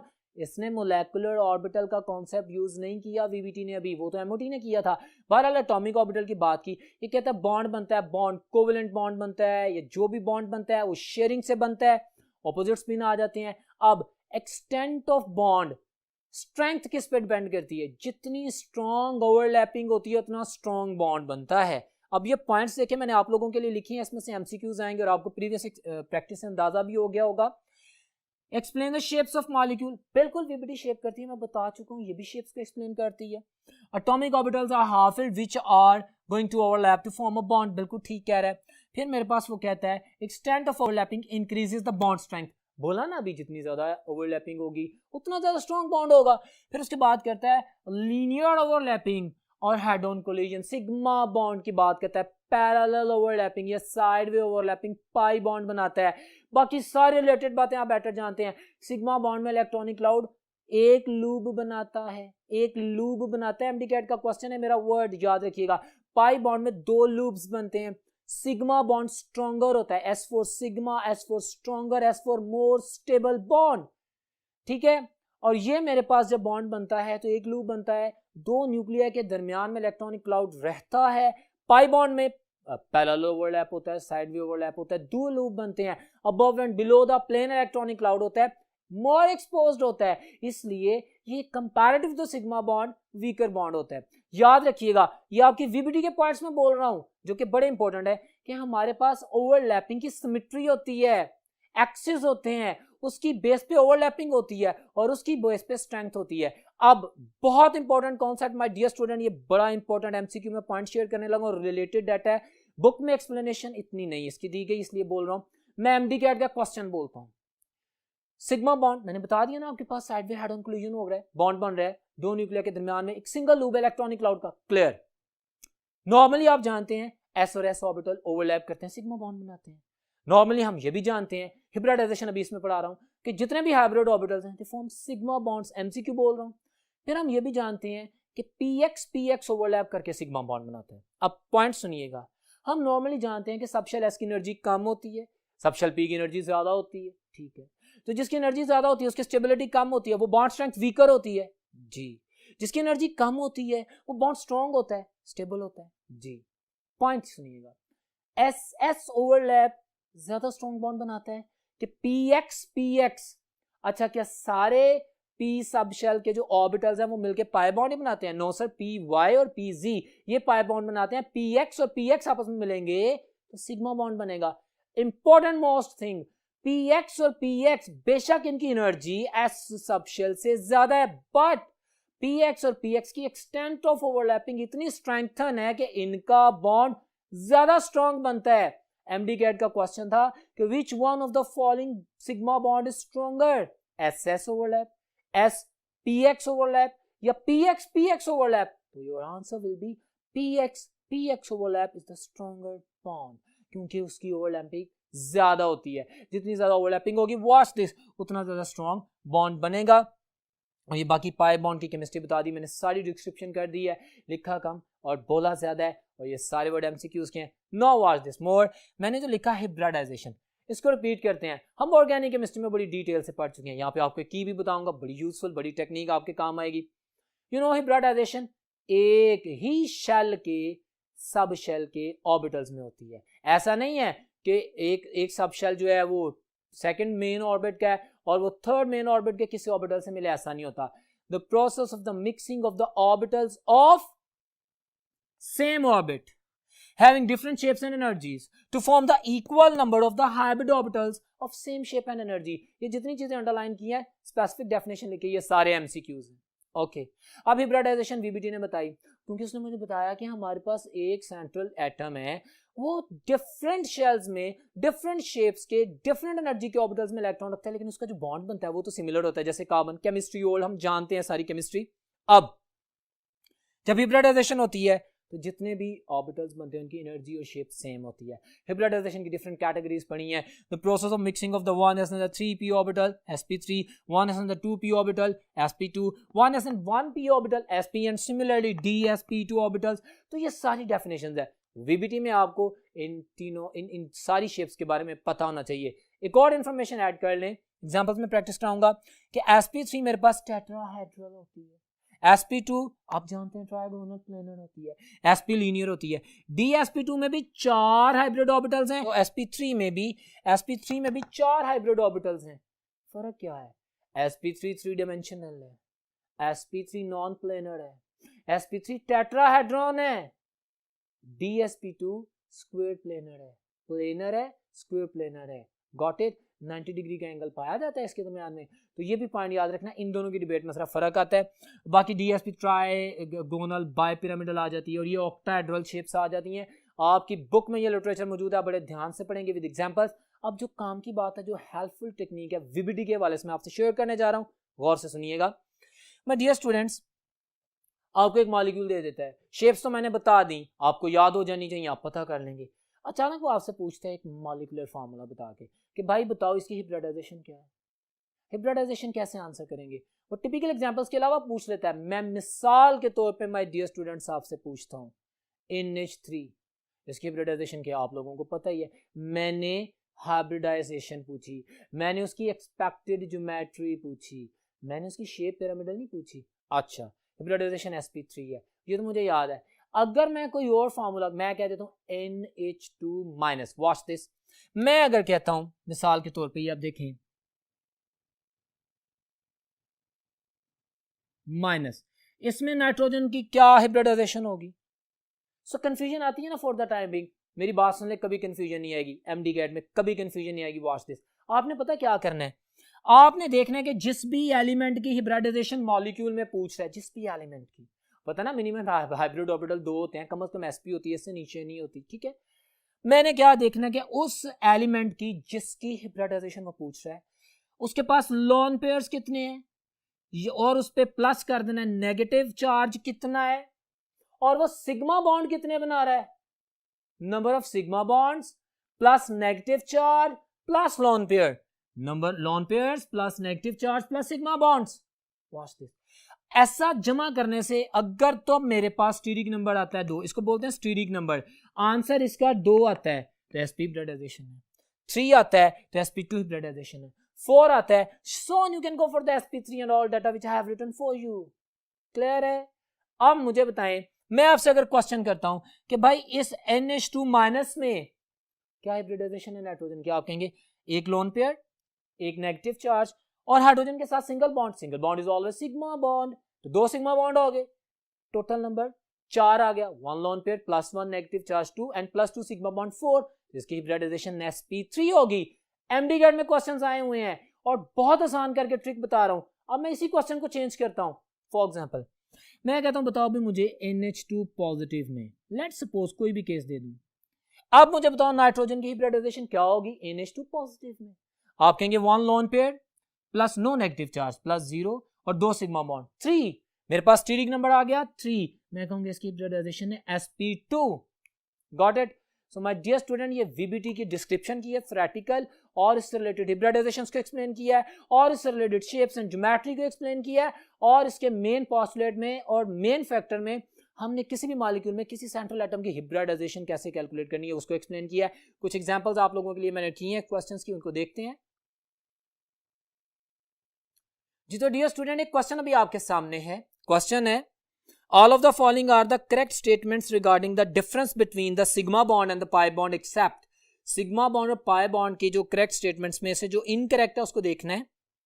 ए में कहता है it is found by the linear overlapping, बिल्कुल सही कह रहा है, बिल्कुल इस तरह पाई बॉन्ड की डेफिनेशन लिखी है, सही कह रहा है। क्वेश्चन आपके सामने बीटा में कहता है it has the restricted rotation about the, ये गलत है। सिंगल बॉन्ड बनाता है सिग्मा बॉन्ड जी, और सिंगल बॉन्ड में हमेशा रोटेशन होती है, फ्री रोटेशन, तभी तो अल्केन्स ज्योमेट्रिक आइसोमेरिज्म शो नहीं करते, जबकि पाई बॉन्ड में रोटेशन रिस्ट्रिक्टेड होती है, इसने उलट कर दी है। सो बीटा ऑप्शन इनकरेक्ट है। जहां तक चार्ली ऑप्शन का ताल्लुक है, इट हैज वन लूप, बिल्कुल सही कह रहा है। That has the two loop, बिल्कुल ठीक कह रहा है। It has symmetrical charge density and it has of course a kind of no symmetrical, यानी कि unsymmetrical, above and below the plane आ गया। ये सारी बातें ठीक हैं सिवाय बीटा ऑप्शन के जो गलत है, जिसमें फ्री रोटेशन के बारे में बिल्कुल उलट इंफॉर्मेशन दी गई है। सो ये आपके सामने डाटा था, आप इसको नोटिफाई कर सकते हैं। एक और क्वेश्चन VBT से एसोसिएटेड आपके सामने कहता है C2H2 molecule is linear which can be deduced from the numbers of the sigma and the pi bonds present in the molecule, that table बता देता है। अच्छा, वो पूछ क्या रहा है एक्सप्लेनेशन में, वो कहता है कि हमारे पास इसका सिग्मा एंड पाई बॉन्ड की डिस्क्रिप्शन दें। तो माय डियर स्टूडेंट्स, हम जानते हैं जो सिग्मा बॉन्ड्स हैं C2H2 में, एक सिग्मा बॉन्ड कार्बन और कार्बन के दरमियान है, और हर एक कार्बन ने अपनी एक एक हाइड्रोजन के साथ एक सिग्मा बॉन्ड बनाया हुआ है। स्ट्रक्चर ऑर्गेनिक में आप पढ़ के आए हैं, वेरी सिंपल। एसिटिलीन में C2H2 में, जिसे हम इथाइन कहते हैं, 3 सिग्मा बॉन्ड होते हैं और 2 पाई बॉन्ड्स होते हैं। सो टेबल में पूछ रहा था, Charlie option is my answer, very simple answer, जो कि आपके सामने एक्सप्लेन किया गया। और माय डियर स्टूडेंट्स, ये आपको फुल एक्सप्लेनेशन दी गई है, जो कि आपके लिए हेल्पफुल है। हाइब्रिडाइजेशन से रिलेटेड क्वेश्चंस हैं। अब हम चलते हैं नेक्स्ट बोर्ड पे और देखते हैं कि वहाँ पे हमारे लिए कौन सा लिटरेचर वेट कर रहा है, जो कि बॉन्ड डिस्टेंस, बॉन्ड एनर्जी और बॉन्ड लेंथ से एसोसिएटेड है। जी तो डियर स्टूडेंट्स, अब हम रिमेनिंग टॉपिक की तरफ जाते हैं, जो कि इस लेक्चर के इंपॉर्टेंट पॉइंट्स हैं, और वो है बॉन्ड एनर्जी, बॉन्ड लेंथ और कुछ इंटरमोलेक्युलर फोर्सेस की बात करेंगे। लेकिन सबसे पहले हम बॉन्ड एनर्जी की बात करेंगे। I have prepared a slide for you people, जिसको आप देखेंगे, और उसमें MD-CAT के हवाले से मैक्सिमम इंफॉर्मेशन है। सो आप व्हाइट बोर्ड पे भी स्लाइड देख रहे हैं, जिसको मैं एक्सप्लेन कर रहा हूं। सबसे पहले डिफाइन किया गया है, डेफिनेशन में वो कहते हैं कि bond energy is the average amount of energy required to break all the bonds in a molecule, ठीक है।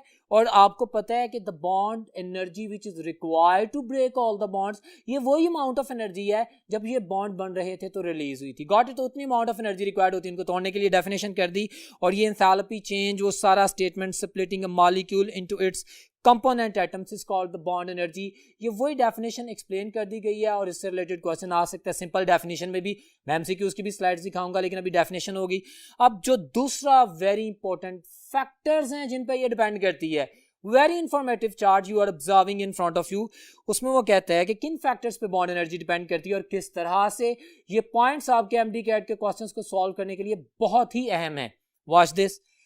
कहते हैं bond energy is directly proportional to the bond order और द मल्टीपल बॉन्ड्स। दो एटम्स के दरमियान जितने ज्यादा बॉन्ड्स होंगे उतनी ज्यादा एनर्जी चाहिए होगी उन बॉन्ड को तोड़ने के लिए। यस, तो उतनी ज्यादा बॉन्ड एनर्जी होगी। एग्जांपल्स दिए उसने, फॉर एग्जांपल कि हमारे पास सबसे ज्यादा कार्बन कार्बन ट्रिपल बॉन्ड की एनर्जी होती है, उसके बाद डबल बॉन्ड की, प्लस एक नया फैक्टर जो कि बॉन्ड पोलैरिटी से एसोसिएटेड है। बॉन्ड, पहले तो बॉन्ड डिस्टेंस की बात कर रहे हैं, कहता है bond energy is inversely proportional to the bond length और द साइज ऑफ एटम। जाहिर सी बात है, एक बॉन्ड अगर दो ऐसे एटमों के दरमियान है जो क्लोजर हैं, जिनका इलेक्ट्रॉनिक क्लाउड न्यूक्लियस के दरमियान में और वो करीब हैं, तो जाहिर बात है ज्यादा अमाउंट ऑफ एनर्जी चाहिए होगी उसको तोड़ने के लिए। जैसे जैसे बॉन्ड लेंथ, बॉन्ड डिस्टेंस बढ़ता जाएगा, वो चाहे किसी भी वजह से हो, चाहे लेस डिफरेंस ऑफ इलेक्ट्रोनेगेटिविटी हो, चाहे उनका साइज बड़ा हो, जब बॉन्ड लेंथ इंक्रीज कर जाएगी तो उस बॉन्ड को तोड़ना आसान हो जाएगा। Got it? तो ये इसका इनवर्स रिलेशन है। ये जो पैटर्न अडॉप्ट किया गया for you people so that you can learn and you can answer with confidence the questions, जिसको मैं एक्सप्लेन कर रहा हूं, मिसालें दी हैं उसने। भाई HF में बॉन्ड एनर्जी ज्यादा क्यों है? फ्लोरीन छोटा एटम है, और फिर क्लोरीन, ब्रोमीन और आयोडीन में बॉन्ड एनर्जी क्यों कम हो जाती है? आयोडीन का साइज बड़ा है, बॉन्ड लेंथ ज्यादा है, बॉन्ड तोड़ना आसान है, बॉन्ड एनर्जी कम है। Got it? सो तीसरा, bond energy is directly proportional to the S character. So what is S character or the S percentage? My dear students, organic lectures में मैंने आपको बताया था कि S character is directly proportional to the ionic character. जितना ज्यादा ionic character होगा, bond उतना ज्यादा पोलर होगा, बॉन्ड जितना ज्यादा पोलर होगा उतनी ज्यादा इलेक्ट्रोस्टैटिक फोर्स ऑफ अट्रैक्शन होगी, उतना बॉन्ड मजबूत होगा, उतनी ज्यादा एनर्जी चाहिए होगी उस बॉन्ड को तोड़ने के लिए। क्लियर है? सो एस कैरेक्टर को अपने ज़हन में रखिएगा। इसको आप बॉन्ड पोलैरिटी के रेफरेंस से भी कह सकते हैं। जितना ज्यादा इलेक्ट्रोनेगेटिविटी डिफरेंस होगा उतना ज्यादा बॉन्ड पोलर होगा। अगर एक बॉन्ड दो ऐसे एटमों के दरमियान में है जो कि इलेक्ट्रोनेगेटिव डिफरेंस मैक्सिमम रखते हैं, जैसे HF की ही बात कर ले तो बॉन्ड पोलैरिटी ज्यादा है। अब वो बॉन्ड पोलैरिटी ज्यादा होने की वजह से उसका बॉन्ड ज्यादा स्ट्रॉन्गर है, क्योंकि हम जानते हैं जितना ज्यादा आयोनिक कैरेक्टर, यानी यही एस कैरेक्टर जितना ज्यादा होता है बॉन्ड उतना स्ट्रॉन्ग होता जाता है, पोलर नेचर बढ़ती जाती है, और उस बॉन्ड को तोड़ने के लिए उतनी ज्यादा एनर्जी चाहिए होती है। तो इन तमाम फैक्टर्स की बेस पे क्वेश्चन किए जा सकते हैं। डिफरेंट एग्जांपल्स देखें। फर्दर वो कहता है bond energy is inversely proportional to the lone pair of electrons और इलेक्ट्रॉनिक रिपल्शन। हम अभी वेस्पर थ्योरी में पढ़ के आए हैं कि lone pairs are freely to move, lone pairs में रिपल्शन मैक्सिमम होती है। लोन पेयर्स की रिपल्शन की वजह से डिस्टर्बेंस या pressure on the bonded atom ज्यादा होता है, तो उसको तोड़ना आसान हो जाता है। जितने ज्यादा लोन पेयर होंगे, अगर कोई बॉन्डेड एटम है तो उतना कमजोर होता जाएगा, जितना बॉन्ड कमजोर होता जाएगा। अब जितने ज्यादा लोन पेयर होंगे उतनी बॉन्ड एनर्जी कम होगी। इनवर्स रिलेशन है, एक्सप्लेन कर रहा हूं आप लोगों के सामने, और एग्जांपल्स भी आपके सामने दी गई हैं। So this was one of the very important chart representing the factor कि बॉन्ड एनर्जी किस पे होती है। आपके सामने स्लाइड चल रही है, अभी मजीद इसी स्लाइड को डिस्कस करूंगा बॉन्ड एनर्जी के हवाले से। आपके पास माय डियर स्टूडेंट्स एप्लीकेशंस की बात करता है, ये एप्लीकेशन स्पेसिफिकली लिखी हैं, ये पॉइंट्स एमडी कैट के पास्ट पेपर्स में से मॉडिफाई किए गए हैं। पहला पॉइंट देखें, उसको मैं डिस्कस कर रहा हूँ, comparing the strength of the bonds. हाँ, हम बॉन्ड एनर्जी से अंदाजा लगा लेते हैं इस बॉन्ड को तोड़ने के लिए ज्यादा एनर्जी चाहिए, ज्यादा स्ट्रॉन्ग बॉन्ड है, कम एनर्जी चाहिए, ये वीकर बॉन्ड है। Very simple. Understanding the structure and the bonding. अभी लोन पेयर की इन्वॉल्वमेंट की बात की, लोन पेयर ज्यादा है, बॉन्ड एनर्जी कम हो गई, तो स्ट्रक्चर क्या हो सकता है, क्या शेप हो सकती है, क्या उसकी स्टीरियो केमिस्ट्री हो सकती है, किस ओरिएंटेशन पे ऑर्बिटल्स लाए करते हैं, तो सारी इंफॉर्मेशन बॉन्ड एनर्जी से हम गेन कर सकते हैं। ये जो पॉइंट्स हैं ये एमसीक्यूज में पूछे जाएंगे, 2 3 4 एमसीक्यूज में ऑप्शन दे देगा और कहेगा ऑल ऑफ देम या नन ऑफ देम या which one of them. Got it? So इस इंफॉर्मेशन को याद रखिएगा। उसके बाद है estimating the enthalpy changes in the reaction. If someone ask कि बॉन्ड एनर्जी का सबसे बेस्ट यूज क्या है, मेरे वर्ड सुनिएगा।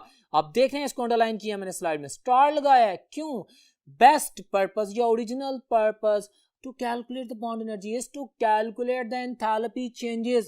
थर्मोकेमिस्ट्री में, थर्मोकेमिकल रिएक्शंस में, इंडस्ट्री में हम जब एस्टिमेशन कर रहे होते हैं, एनर्जी इकोनॉमी डिसाइड कर रहे होते हैं, तो हमें पता होता है कि यार इस रिएक्टेंट को इस प्रोडक्ट में कन्वर्ट करने के लिए हमें क्या चाहिए, कितनी एनर्जी चाहिए होगी, कितनी कम एनर्जी चाहिए होगी, कितनी ज्यादा एनर्जी चाहिए होगी। तो estimation of the enthalpy changes जो कि एनर्जी इकोनॉमी के लिए specifically in the century of the energy crisis बहुत ज्यादा जरूरी है। तो बॉन्ड एनर्जी केमिस्ट्री में, कंपाउंड्स में, इंडस्ट्रियल स्केल पे चेंजेस को करने के लिए, एस्टिमेशन के लिए हमें इंफॉर्मेशन प्रोवाइड करती है। मैंने बहुत ज़्यादा डिस्कशन की है इस पॉइंट के ऊपर क्योंकि ये बहुत अहम आपसे पूछा जाएगा। तो नंबर 4 पे मैंने लिखा है understanding the mechanism of the chemical reaction. ठीक है, इससे भी हमें मैकेनिज्म ऑफ केमिकल रिएक्शन का पता चलता है कि ये स्ट्रॉन्ग बॉन्ड है, इसको टूटने में देर लगेगी, इससे स्टेप स्लो हो जाएगा, जो स्टेप स्लो होगा वो रेट डिटर्मिनिंग होगा, वहां से रेट ऑफ रिएक्शन भी सामने आ जाएगा। सारी चीजें इंटररिलेटेड हैं। Well my dear student, that was all about the bond energy, जो स्लाइड आपके सामने है। अब इससे रिलेटेड कुछ एमसीक्यूज की प्रैक्टिस जो कि स्पेसिफिकली डिजाइन किए गए आप लोगों के सामने, आपके सामने स्लाइड है, मैं क्वेश्चन पढ़ने जा रहा हूं। Which of the following has maximum bond energy? Kilojoules per mole में मेजर किया जाता है। ठीक है, देखते हैं। Single bond, double bond, triple bond, carbon oxygen bond.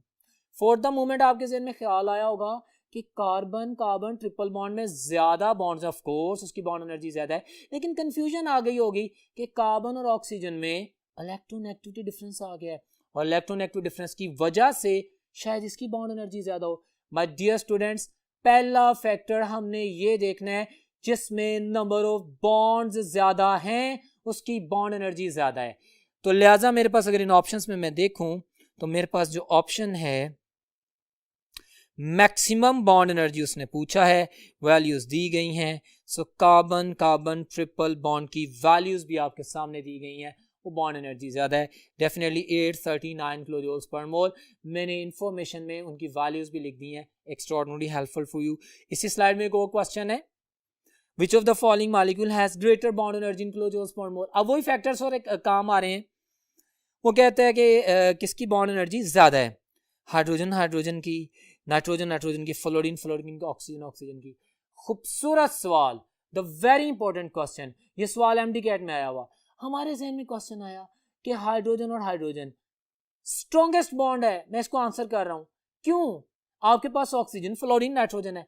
भाई जितने ज्यादा इलेक्ट्रॉन्स होंगे एक एटम के पास, ठीक है उनका बॉन्ड बन गया, लेकिन उनमें रिपल्शन भी उतनी ज्यादा होगी। यहाँ पे तो इलेक्ट्रॉन एक्टिविटी डिफरेंस की बात ही नहीं है, सब में जीरो है, लेकिन जिसमें इलेक्ट्रॉनिक क्लाउड ज्यादा होगा उसकी इलेक्ट्रॉनिक रिपल्शन ज्यादा होगी, जिसकी वजह से उसका बॉन्ड आसानी से तोड़ा जा सकता है।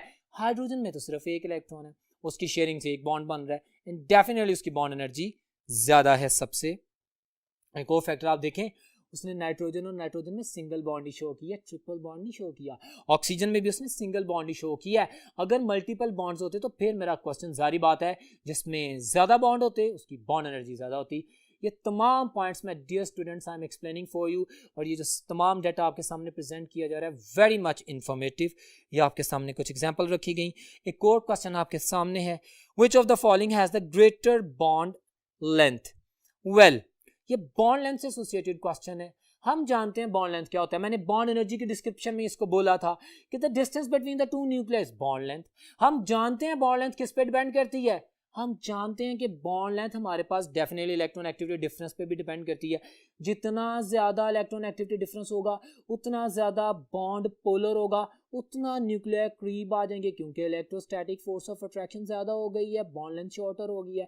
बिल्कुल इसी तरह जितनी ज्यादा इलेक्ट्रॉनिक क्लाउड की शेयरिंग होगी, जितने ज्यादा बॉन्ड्स होंगे, बेटर जानते हैं कार्बन कार्बन सिंगल बॉन्ड 1.54 एंगस्ट्रैंग होता है, कार्बन कार्बन डबल बॉन्ड 1.34 एंगस्ट्रैंग होता है, कार्बन कार्बन ट्रिपल बॉन्ड 1.20 एंगस्ट्रैंग होता है। तो जिससे जैसे नंबर ऑफ बॉन्ड्स बढ़ते जाते हैं बॉन्ड लेंथ शॉर्टर होती जाती है। Electron activity difference, bond polarity, number of the bonds, ये सारे फैक्टर हमारे पास बॉन्ड लेंथ पे इफेक्ट करते हैं। सो ये बॉन्ड लेंथ से एसोसिएटेड है। अब मैंने जब देखा वो दोनों फैक्टर्स वो आगे, तो उसने कहा कि किसमें बॉन्ड लेंथ सबसे विच one of the has greater bond length, तो उसने कार्बन कार्बन ऑक्सीजन बॉन्ड भी कहा है, और कार्बन ऑक्सीजन डबल बॉन्ड कहा है, कार्बन कार्बन डबल बॉन्ड कहा है, carbon carbon triple bond, nitrogen और कार्बन। अच्छा, मैंने वैल्यूज दी हैं, आप देखते हैं carbon oxygen double bond 122 picometer है, उसने सबसे ज्यादा पूछा।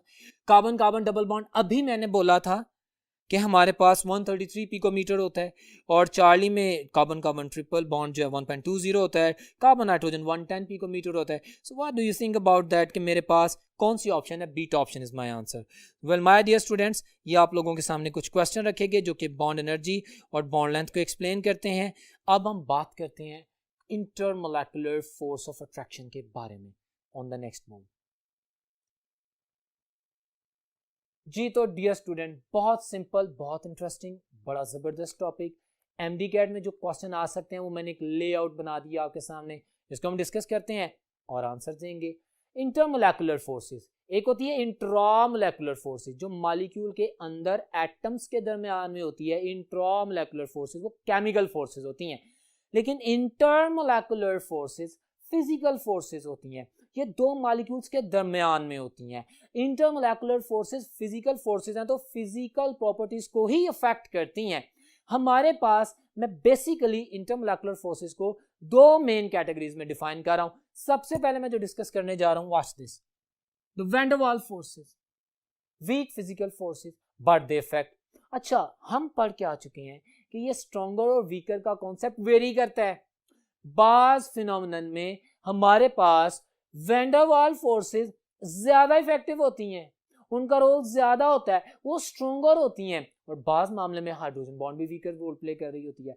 तो तमाम फैक्टर्स अभी हम वन बाय वन डिस्कस करते हैं। तो पहले तो मैं कैटेगराइज कर दूं, कुछ इंफॉर्मेशन आप साथ साथ नोटिफाई भी करेंगे। सबसे पहले मैंने बात की डायपोल फोर्सेस, नाम से ही जाहिर है ऐसी इंटरमोलेकुलर फोर्स ऑफ अट्रैक्शन जो उन दो मॉलिक्यूल्स के दरमियान में हो जो कि पोलर हैं, which are the polar molecules, दोनों मॉलिक्यूल्स में पोल्स बने हो। You know what are the poles, you know हमारे पास एक मॉलिक्यूल दो ऐसे एटमों से बना है जिनमें इलेक्ट्रॉन एक्टिविटी डिफरेंस 0.5 से ज्यादा है, तो उनमें एक पॉजिटिव पोल हो जाता है, एक नेगेटिव पोल हो जाता है। एक तरफ इलेक्ट्रॉनिक क्लाउड की डिस्टॉर्शन ज्यादा होती है, दूसरी तरफ कम होती है, तो नेगेटिव पॉजिटिव दो पोल बन गए, उस एक मॉलिक्यूल को बोलते हैं dipole.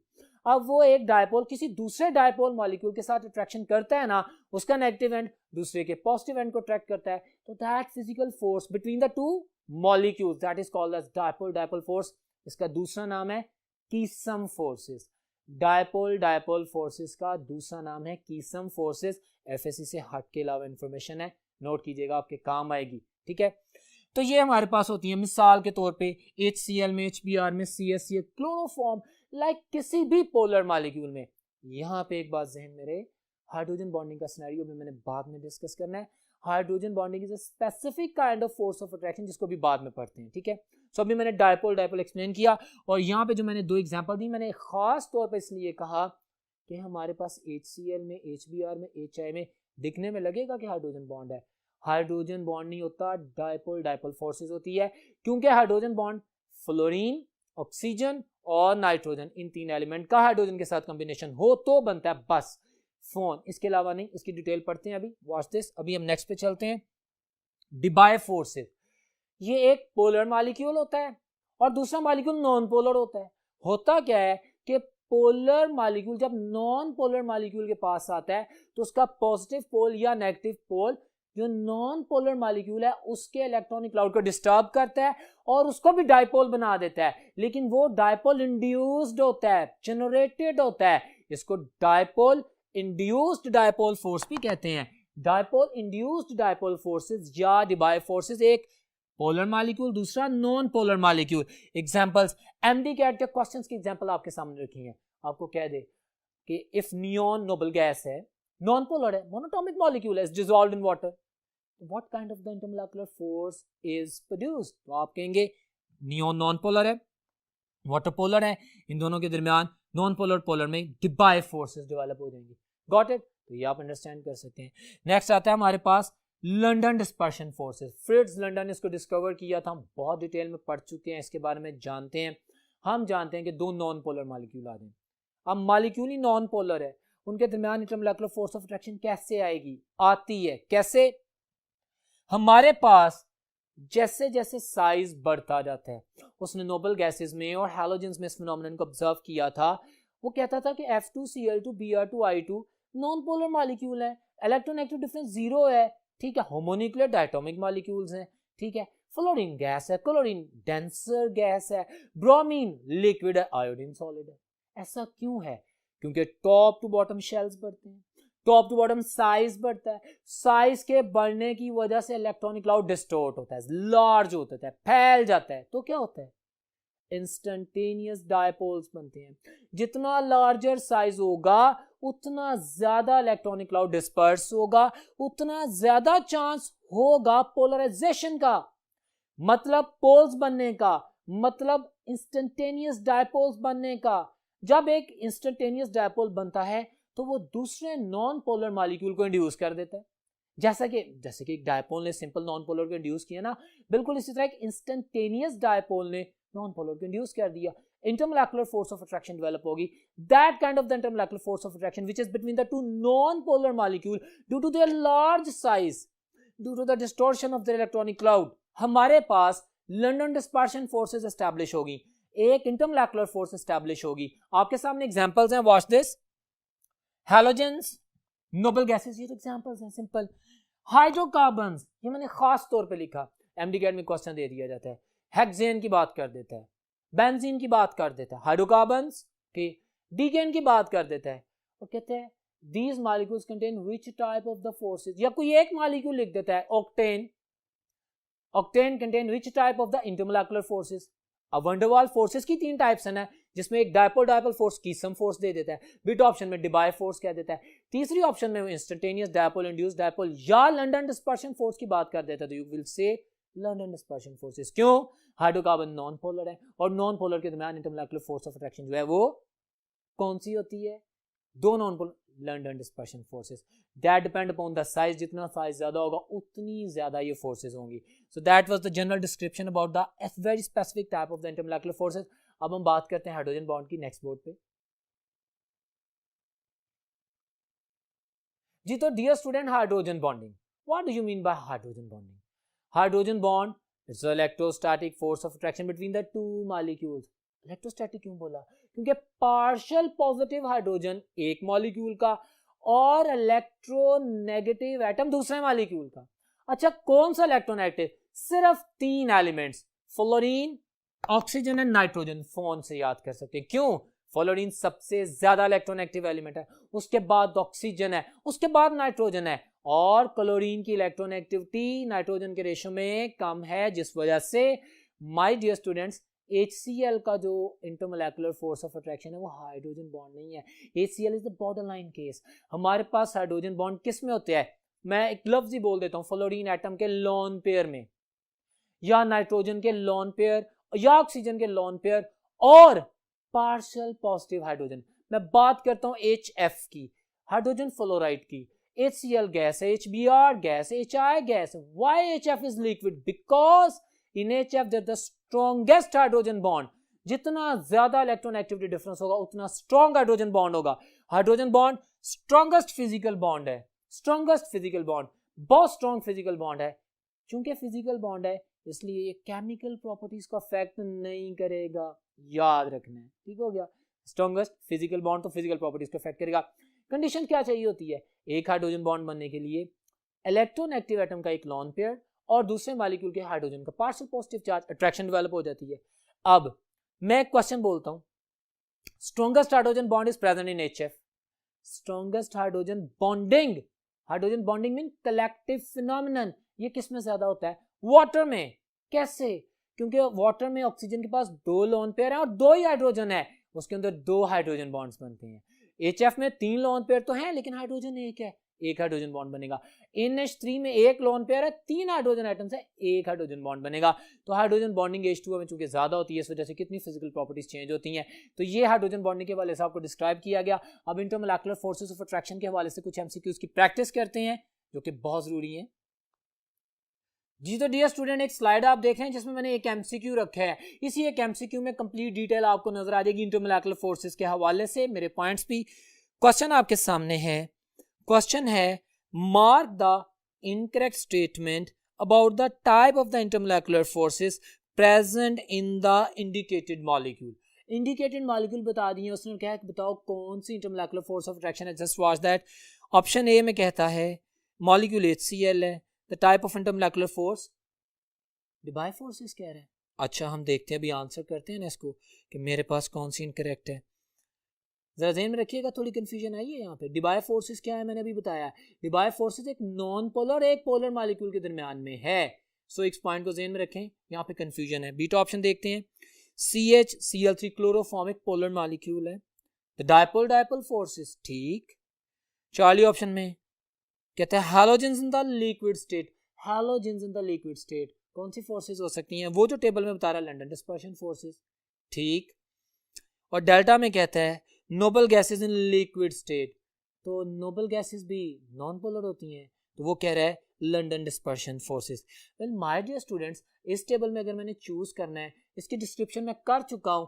Other than the memory हम जानते हैं HCl पोलर है, डायपोल है, इसके अंदर जो फोर्स ऑफ अट्रैक्शन होगी वो डायपोल फोर्स होगी। ये डिबाई फोर्सेस कह रहा है, डिबाई में तो एक पोलर मॉलिक्यूल होता है, दूसरा नॉन पोलर होता है, तो ये ऑप्शन गलत है। Alpha option is incorrect. आप देख सकते हैं कि MCQ में उसने तमाम कैटेगरीज को एज एन इन्फॉर्मेशन भी डिलीवर कर दिया।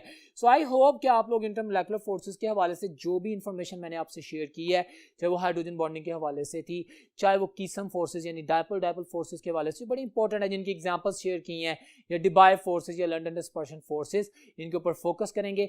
बॉन्ड लेंथ, बॉन्ड एनर्जी के रिलेशंस, जो बेहतरीन स्लाइड्स मैंने आपको दिखाई उनके ऊपर फोकस करेंगे, आप तैयारी करेंगे और इंशाल्लाह इस इंफॉर्मेशन की बेसिस पे आपका टेस्ट बहुत अच्छा होगा।